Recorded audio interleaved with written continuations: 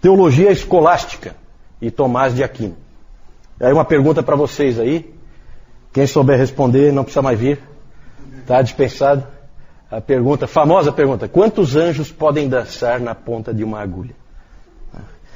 Não sabemos se essa pergunta realmente foi tratada pelos teólogos escolásticos, mas poderia bem, perfeitamente ser. Porque o escolasticismo ele tem essa característica de propor perguntas assim, às vezes meio absurdas, né? Vamos tentar entender um pouco o que é a teologia escolástica. Teologia escolástica nada mais é do que a forma como a teologia era feita na Idade Média. Era uma técnica, uma maneira de se fazer teologia. Não foi sempre assim, isso aí foi uma invenção da Idade Média, fazer teologia dessa maneira. A teologia escolástica ela sempre se preocupa em ligar o seu estudo a uma filosofia. Então sempre há uma ligação forte da teologia com a filosofia. Historicamente, a filosofia grega mais próxima do cristianismo era a filosofia de Platão. Porque ela era mais mística, ela tinha elementos mais assim, próximos, vamos dizer assim, do cristianismo. Já um outro filósofo era bastante desconhecido no início da igreja, ninguém conhecia. Na verdade, ele acabou sendo conhecido muito por meio dos intelectuais muçulmanos, que tinham absorvido ele antes, que era o Aristóteles. E o Aristóteles, aos poucos, foi ganhando importância, e ele acabou, então, dando a principal base filosófica para a teologia nesse período. E ele é, então, importante para a teologia escolástica, a filosofia aristotélica. Para muita gente isso é muito estranho, porque Aristóteles nada tem a ver com a fé cristã. Ele tem uma série de pensamentos que não condizem com a fé cristã. Ele enfatizava, por exemplo, a eternidade do mundo, a mortalidade da alma, e ele não gostava nem um pouco da ideia de providência. Entretanto, os teólogos acharam que esse Aristóteles, a filosofia dele dava uma base para você sistematizar a teologia. Base essa que a Bíblia não dá, porque a Bíblia não trata de sistematização da teologia. A Bíblia não é sistemática. Nós sabemos disso. Ela não é dividida em capítulos por assunto, por subassunto. Não. Todos os conceitos estão misturados. E eles tinham essa preocupação com sistematização da teologia. Inclusive, já falamos várias vezes aqui, até a gente estava comentando sobre o livro O Nome da Rosa, e tem um filme, né? A gente estava falando que o filme, de repente, não é muito adequado para se assistir, por cenas ali que não são adequadas para cristãos. É um filme bastante antigo, mas a história do livro, principalmente, gira em torno de um monge que trabalhava o tempo inteiro para tentar se ver livre do segundo livro de Aristóteles. Era um livro que ele queria dar fim, ele queria que desaparecesse do meio da igreja. Certo? Então é interessante ali toda a ideia do Humberto Eco, lá, o autor do livro O Nome da Rosa, de ter esse monge trabalhando para tentar impedir a filosofia aristotélica de invadir a teologia. Mas realmente ela invadiu, e toda a teologia escolástica ela é baseada na filosofia do Aristóteles. E ela tem uma metodologia própria, que é mais fácil da gente entender, que é o método dialético. Vejam bem, gente, Aristóteles ele é muito mais científico do que o Platão. Para o Aristóteles ele tem que enxergar mais as coisas, tem que pôr a mão. As coisas têm que ser mais fatos. O Platão é mais místico. Isso foi importante não só para a teologia, mas foi importante para o surgimento das universidades. No início, todo o estudo de qualquer assunto, ele era muito pessoal. O indivíduo sempre estava envolvido naquilo que ele estudava. Com a filosofia aristotélica, começa a haver um desprendimento. Eu não tenho nada a ver com o que eu estou estudando. Eu estou estudando os fatos. A minha pessoa, não interfere em nada. Eu só vou analisar os fatos como eles são. Isso, até hoje, é verdade nas universidades. Certo? As universidades surgiram dentro da teologia escolástica. Esse é o tempo em que surgem as universidades. exatamente nessa época. Né? Não é à toa que você pega uma tese de doutorado e é aquela chatice, ninguém consegue ler. De tão chato que é. Por quê? Porque é uma coisa morta, sem vida. Não há envolvimento nenhum da pessoa. Isso vem lá do Aristóteles. Isso vem do escolasticismo, certo? A origem toda está aqui. A origem é, por incrível que pareça, é a teologia. A teologia de um determinado período. O método nessa época era o método dialético. Como é que é? Não é difícil de entender, não. Método dialético. Todos os trabalhos científicos naquele tempo, todos os trabalhos teológicos tinham que ser feitos por esse método. Ele é simples. Não de fazer, ele é simples de entender. Você propõe uma pergunta, por isso até nós começamos ali com uma pergunta, então sempre o tema começa com uma pergunta, e aí são colocadas duas respostas contraditórias. Dois argumentos, um a favor, outro contra, ou numa direção, o outro na outra direção.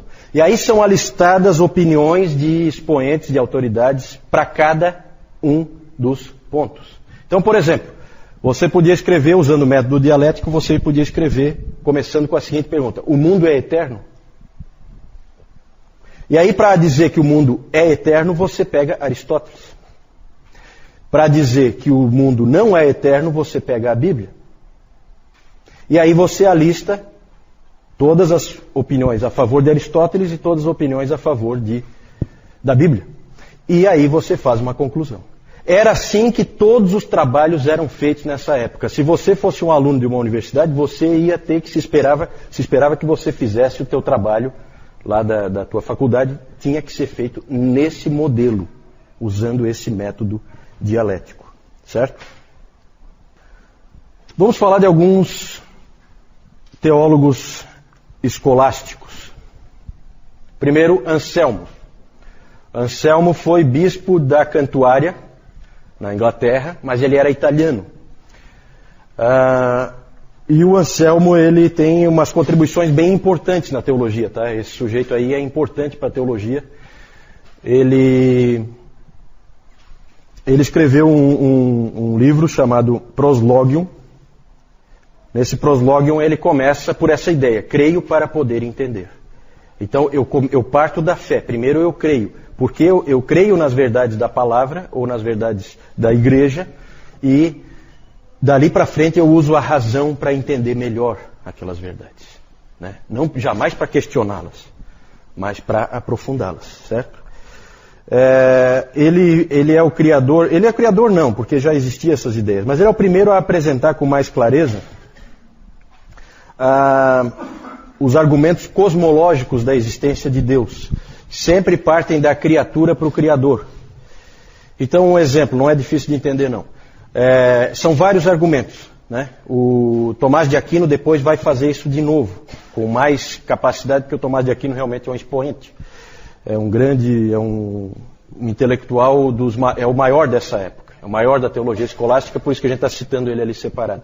Então Tomás de Aquino, ele é posterior ao Anselmo, bem posterior, ele faz isso de novo. Mas o Anselmo, por exemplo, colocou, só para vocês terem uma ideia de como que a coisa funciona, o argumento cosmológico é assim. Por exemplo, você vê que olhando para as criaturas e olhando para a criação, você vê que existe uma certa ordem, uma certa organização, parece que há um certo projeto de como as coisas são colocadas, certo? Aí o argumento é o seguinte: se há um projeto, há um projetista, e o projetista é Deus. Um outro argumento é o argumento da causa e consequência. Todas as coisas têm uma causa. Tudo que acontece ou tudo que existe teve uma causa. E o que veio antes disso também teve uma causa. Então, deve haver uma causa inicial. Você vai, né, de causa em causa até chegar numa causa inicial. Essa causa inicial é Deus. Então, esse tipo de argumento, esse tipo de raciocínio, o Anselmo fez nesse Proslogium.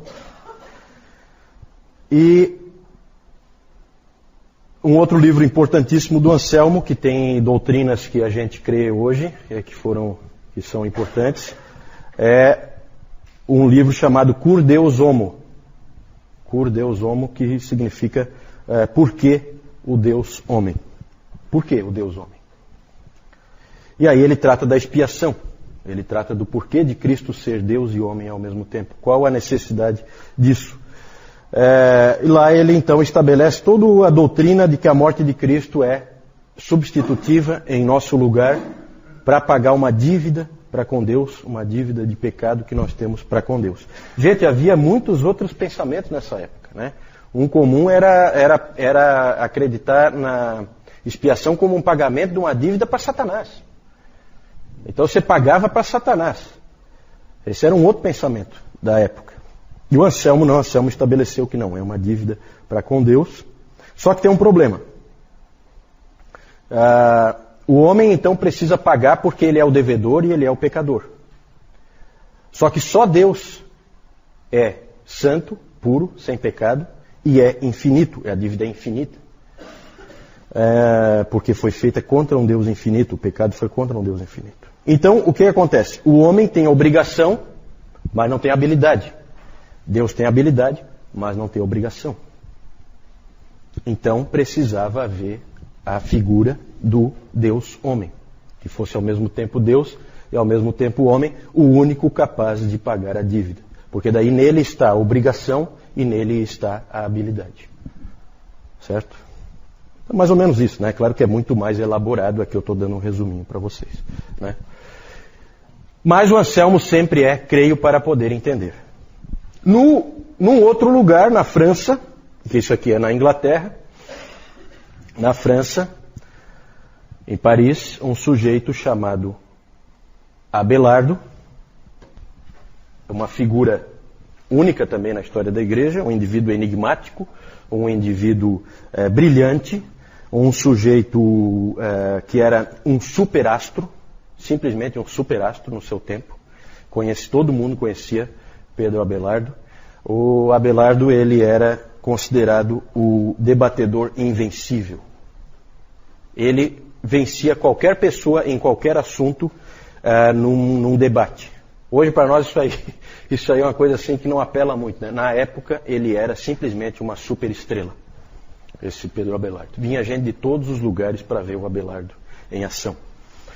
Esse Abelardo, a história dele, talvez alguns conheçam, é uma história meio triste, depois nós vamos falar disso, bastante triste. Mas ele veio com um outro conceito, diferente do Anselmo. Ele veio com a seguinte ideia: eu preciso entender para que eu possa crer. Já é um conceito bem mais dos nossos dias, né? Ele disse, ele duvidava, ele disse assim, ele disse que duvidando é que se faz as questões certas e respondendo-as é que se chega à fé. Isso é alguma coisa bastante impressionante para se dizer em 1122, certo? E bastante arriscado também. Você falar uma coisa dessa em 1122, você está pedindo para ser queimado numa fogueirinha, certo? É esse aí que você está querendo. E esse tipo de abordagem certamente o colocava em apuros. A vida de Abelardo é uma vida cheia de agruras. Ele escreveu uma autobiografia. Para vocês terem uma ideia, o título da autobiografia dele é História de Calamidades. E a vida dele já começa com uma calamidade, porque ele era um professor. Na verdade, pode-se dizer que ele é quase que um criador, um fortalecedor da Universidade de Paris, que se tornou uma das principais universidades desde o início. E vinha gente estudar com Abelardo de tudo que era canto. E uma das alunas de Abelardo chamava-se Heloísa, era a sobrinha do cônego da Catedral de Paris, um sujeito poderoso, tal de Fulbert, e ele acabou tendo um caso amoroso com essa Heloísa, que era aluna dele, e ela acabou engravidando, e aí o Fulbert, quando soube, eles acabaram se casando em secreto para dar legitimidade para o filho e coisa, né? Mas o Fulbert não quis saber. Contratou uns capangas, os capangas invadiram a casa do Abelardo e castraram o Abelardo, certo? Só isso. Então já começa com calamidades a história da vida dele. Essa aí foi só a primeira calamidade, certo?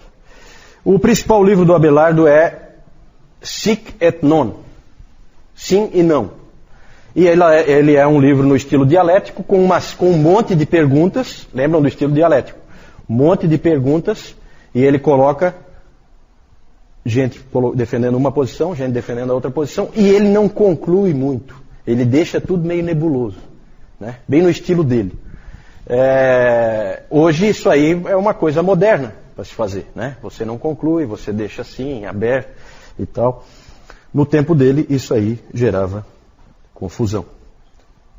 Ele continuou a vida inteira jurando ser fiel à Bíblia e à igreja, escrevia sempre, se correspondia sempre com a Heloísa. A Heloísa se tornou freira, ele se tornou monge, né? É uma história assim de amor platônico, os dois sempre apaixonados um pelo outro, sempre se correspondiam, e ele jurou para a Heloísa que ele era sempre fiel às Escrituras, apesar de parecer que não muitas vezes, né? Ele inclusive escreveu numa das cartas: eu jamais serei um filósofo se isso significar falar contra São Paulo. Eu jamais serei um aristoteliano se isso for separar-me de Cristo. Então isso ele falou para a Heloísa, garantindo para ela que ele permanecia firme. Só que na verdade parecia que ele fazia sempre o contrário, que ele na verdade atacava assim o ensino de Paulo e que ele era um aristoteliano ferrenho, sim. Acabou morrendo sozinho e sem amigos em um mosteiro em Cluny, em 1142. O próximo, Pedro Lombardo. Esse cara escreveu os 4 livros das sentenças. Então é muito comum esses livros de sentenças na Idade Média, porque é exatamente isso que os caras fazem nos livros. Por causa do método dialético, eles copiam sentenças, citações, frases de outros autores, um monte de cópias de frases de outros autores. O que o Pedro Lombardo fez foi escrever esses 4 livros das sentenças, que eram essas frases colocadas de uma maneira, frases dos pais da igreja, frases de tudo, filósofos, frases de tudo que é fonte, colocadas de uma maneira sistemática. Certo? Por capítulos. Assunto tal. Agora, né? Na verdade, esse livro, 4 livros das sentenças, é o livro de teologia da Idade Média. Para você ser um teólogo na Idade Média, você precisava dominar esse livro aqui, né? O Alistair McGrath disse que esse é um dos livros mais chatos de se ler que já foi escrito. Pode até ser, mas que era o livro de teologia que todos tinham que conhecer, era. O Calvino cita o Pedro Lombardo umas 100 vezes, mais ou menos. Mas jamais favoravelmente como ele fazia com Agostinho, né? Ele não era tão bonzinho com esse Lombardo, não. Uma frase do Calvino que tem referência ao Pedro Lombardo. Quando Agostinho clareia algum ponto, Lombardo trata de obscurecê-lo. E se há algo minimamente contaminado em Agostinho, e o Agostinho tinha bastante coisa contaminada, e o Calvino sabia disso, então ele fala, e se há algo minimamente contaminado em Agostinho, Lombardo o corrompe completamente. Então não é muito amigável, né, a maneira como ele coloca. Vamos falar do próximo. Tomás de Aquino. Vejam que ele é posterior, né? Ele vem bem depois, mas ele é o grande expoente da teologia escolástica e, sem sombra de dúvida, o principal teólogo católico romano de todos os tempos, certo? Ainda hoje é. Quando nós falamos sobre os séculos de destaque de cada um dos grandes ramos do cristianismo, nós falamos que o século IV é o século principal para a Igreja Ortodoxa Oriental. Nós falamos que para o protestantismo é o século XVI. E nós falamos que para o catolicismo romano é o século XIII. Não por causa do século em si, mas por causa de quem viveu nele. Certo? Tomás de Aquino. Quando menino, ele era apelidado pelos colegas de o boi mudo. O boi mudo. Porque ele era um menino muito... Sabe como é que é gurizada no colégio, né? Então eles não perdoam, né? E aí ele parece que ele era muito grande e ele era sempre quieto, nunca falava nada nessa época, né? Então ele era o boi mudo. Hoje ele é conhecido como Dr. Angélicos, título que ele recebeu na Igreja Católica, o principal teólogo do catolicismo. O principal livro dele é esse aí, Summa Theologiae, que quer dizer sumário da teologia, certo? Então é um resumo, sumário aí, um resumo da teologia. Na verdade, se você pega hoje esse livro, vai numa biblioteca e você vai ver, ele é em diversos volumes, certo? Esse sumário, não sei que raio de sumário é esse. Ele disse que esse livro ele escreveu para iniciantes em teologia, certo? Então são diversos volumes, nas versões modernas hoje são mais de 4.000 páginas, certo? Mas é para iniciantes em teologia. Então, tá, Moisés? Para tu fazer um cursinho aí, né? Na verdade são 512 questões, sempre usando, né, o método dialético, certo? E ele vai trabalhando aquilo com extrema sistematização, né? Falou em teologia sistemática, falou em Tomás de Aquino. Um indivíduo extremamente capaz. Essa aí é a grande obra dele. Ele completou essa obra em 1272.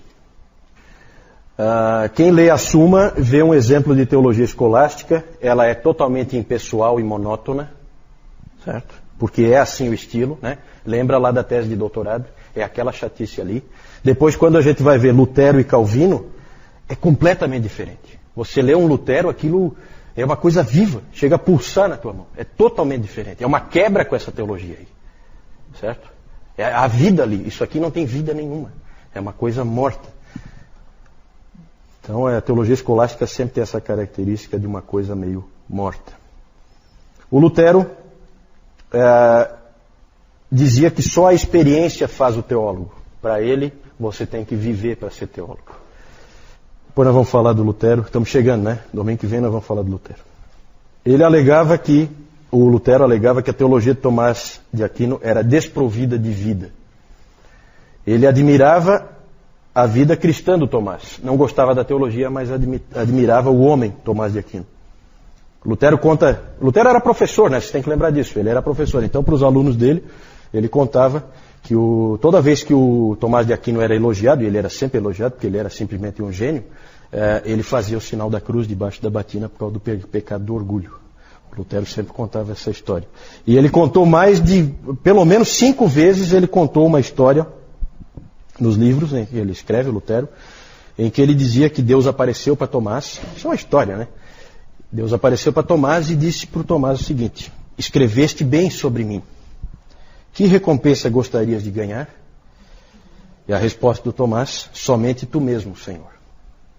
Então esse aspecto do amor de Tomás de Aquino com Deus, que é isso aí Lutero admirava.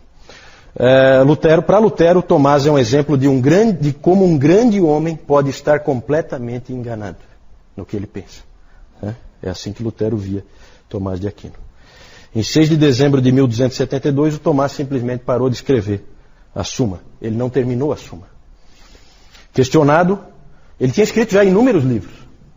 E ele não tinha 50 anos de idade ainda.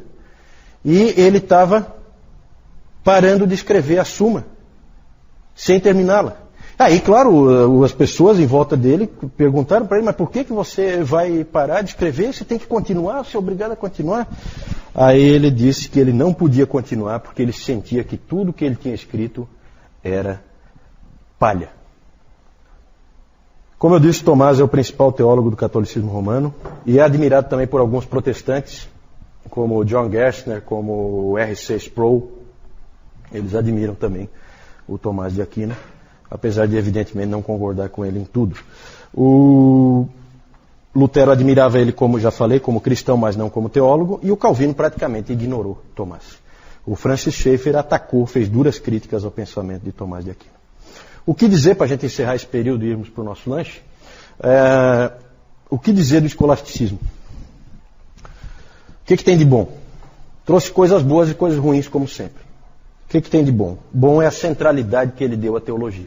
Nessa época, uma universidade, certamente, ela teria o departamento de teologia bem no centro da universidade. Todos os outros departamentos são secundários, são de segunda linha. O principal é a teologia. A teologia é a coisa mais importante que existe. Isso o escolasticismo enfatizou bem. O que isso fez? Fez com que os maiores gênios que havia naquele tempo, todos eles fossem teólogos. Certo? Levou eles para a teologia. Isso, evidentemente, impulsionou a teologia. O problema é que a teologia se distanciou das pessoas. O professor Calhoun diz que é uma grande época, essa época aqui, na teologia, mas é uma época muito fraca na pregação. Não existem pregadores. Isso faz com que o que os teólogos estudam não chegue às pessoas. Isso é sempre um problema na igreja. Não adianta nada você ficar lá com uma coisa árida e que acaba não chegando nas pessoas. Então esse foi certamente um problema. É uma coisa que fica longe do homem comum. Um pensador do fim da Idade Média comparou os escolásticos com médicos que depois de estudarem a medicina e se prepararem e estarem prontos para curar as pessoas, eles então se sentam e ficam conversando enquanto as pessoas morrem de peste negra. Certo? Era assim que ele via os teólogos escolásticos.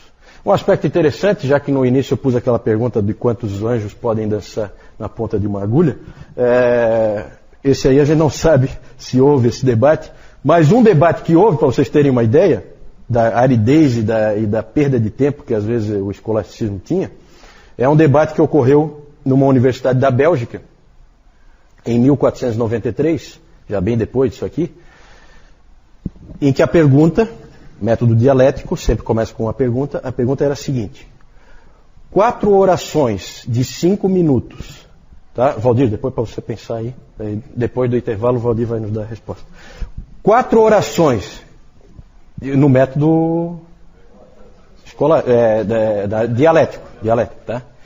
Então você pergunta aí para o Newton, para o Moisés, o que é que eles acham, daí você escreve, né? Depois você traz uma conclusão.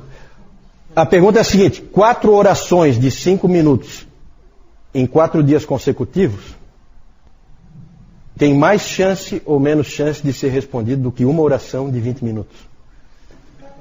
Isso gerou um debate longo, certo? Entre grandes teólogos ali daquela universidade, tentando responder essa pergunta.